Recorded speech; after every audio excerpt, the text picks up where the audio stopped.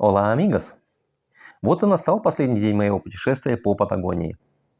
Утром я решил повторить фокус со своей летней поездки в Волгоград. Я хотел увидеть красоту Барелочи на рассвете. В самом начале 7 утра я уже был на пирсе. Было прохладно, но безоблачно. Но главное, совершенно безлюдно.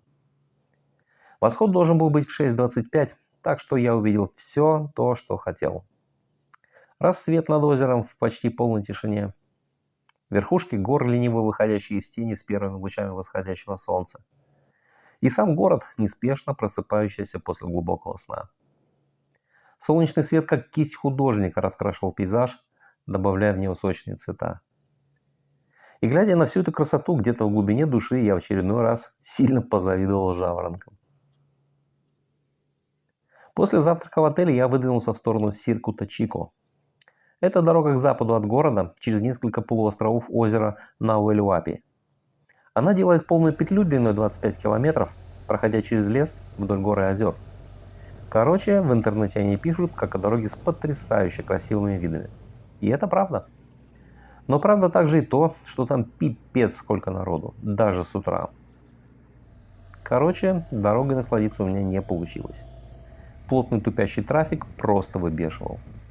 На 60-километровую поездку мне ушло почти 3 часа. И я уже был разочаровался в своем решении потратить время на эту дорогу. Оставалась последняя видовая точка – Пунто Панорамико. И что тут могу сказать? Думаю, это был самый красивый вид за всю мою поездку по Патагонии.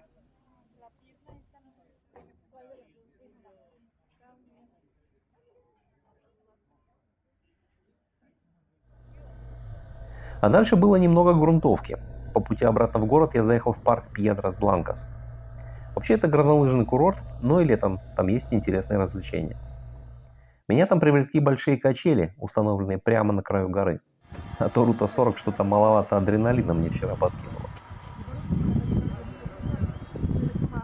Кстати, о Руте 40. Я очень хотел продолжения истории вчерашнего дня, тем более погода была еще лучше, плюс 26. Но сначала я больше часа выбирался из города. Пробки были просто жесть. Отпустило только после развилки с 237-й. А дальше да, это было почти так же кайфово, как и вчера. Трафика было все же побольше, и периодически приходилось ждать возможности обгона. Но в целом Рута 40 вновь доставляла невероятный кайф. И тут даже подкатила легкая грусть. Я понимал, что это последние километры по этой дороге. Дороге, которая за эти несколько дней принесла мне кучу самых разных невероятных эмоций.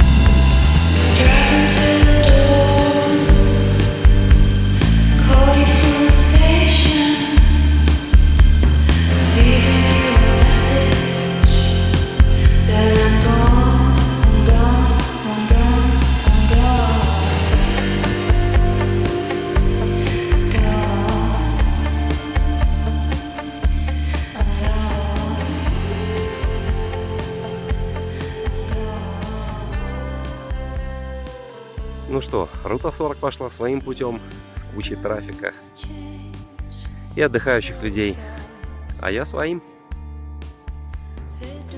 Дорога в сторону границы с Чили. Последний сухопутный погранпереход.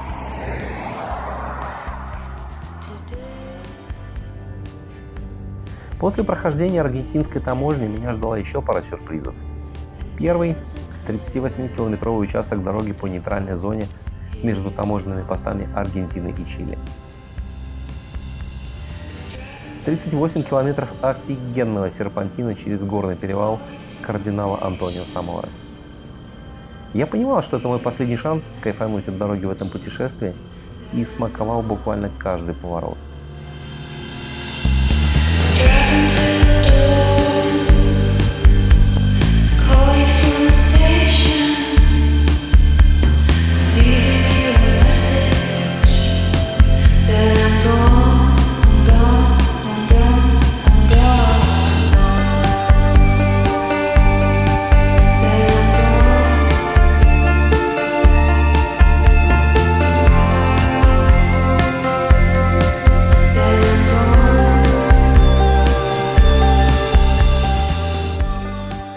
второй – вулкан Осорно. А заехать к нему поближе уже не было времени, но вид издали все равно зацепил. Привет Камчатке и камчадалам.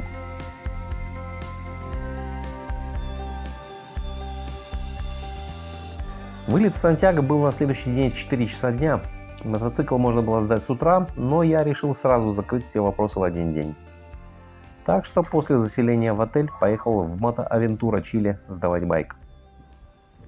Итоговый пробег составил 4780 километров. Ну а само путешествие в итоге оказалось сложнее, чем я рассчитывал, веселее, чем думал, и красивее, чем представлял. Следующий день неожиданно подкинул приключений. Проснувшись в начале 8 утра, я решил все-таки зарегистрироваться на рейс заранее. И вот, лежа в кровати, я захожу на сайт Latam в управление бронированием, и оказывается, мой рейс перенесен на 10 утра. До вылета оставалось всего 2,5 часа. Думаю, я поставил личный рекорд по скорости сбора вещей. Но была еще одна проблема. Залог за мотик был наличными, и его должны были вернуть в 10 утра мне в отель после осмотра байка. Но в Мотоавентура Чили нашли способ решить возникшую проблему, за что огромная благодарность Соне.